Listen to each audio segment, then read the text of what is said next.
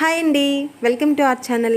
ఈరోజు నేను మీకు మనం ఇంట్లో నెయ్యిని తయారు చేసుకున్నప్పుడు అది ఎక్కువ రోజులు తాజాగా అలాగే టేస్టీగా ఉండాలి అంటే ఈరోజు నేను మీకు కొన్ని టిప్స్ని అయితే షేర్ చేస్తానండి.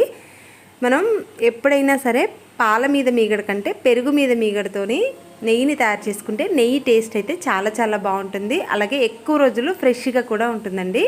నేనైతే వారం రోజులకు ఒకసారి ఇలా నెయ్యిని అయితే ప్రిపేర్ చేస్తూ ఉంటాను ఇంట్లో. నాకు వారానికి 400 గ్రామ్స్ నుంచి 500 గ్రామ్స్ వరకు నెయ్యి వస్తుందండి. మేము 1 లీటర్ పాలు గేదె పాలు పోయించుకుంటాము. 2-3 సార్లు చక్కగా మనం ఈ పాలని కాచుకుంటే మనకు మీగడ అనేది ఎక్కువగా కడుతుందండి. అలాగే మనం నెయ్యిని కాచుకునేటప్పుడు ఎప్పుడైనా సరే కొంచెం మెంతుల్ని ఇలా నెయ్యి అనేది పూర్తిగా కాచుకోవడం అయిపోయిన తర్వాత కొన్ని మెంతుల్ని వేసుకుంటే ఎక్కువ రోజులు ఫ్రెష్గా ఉంటుంది. అలాగే ఇది చల్లారిన తర్వాత నెయ్యి అనేది చాలా పూసగా వస్తుందండి. మీరు కూడా తప్పకుండా ఈ టిప్ని ట్రై చేయండి. అలాగే వీడియో నచ్చితే మాత్రం ఛానల్ని తప్పకుండా సబ్స్క్రైబ్ కూడా చేసుకోండి. Thank you for watching.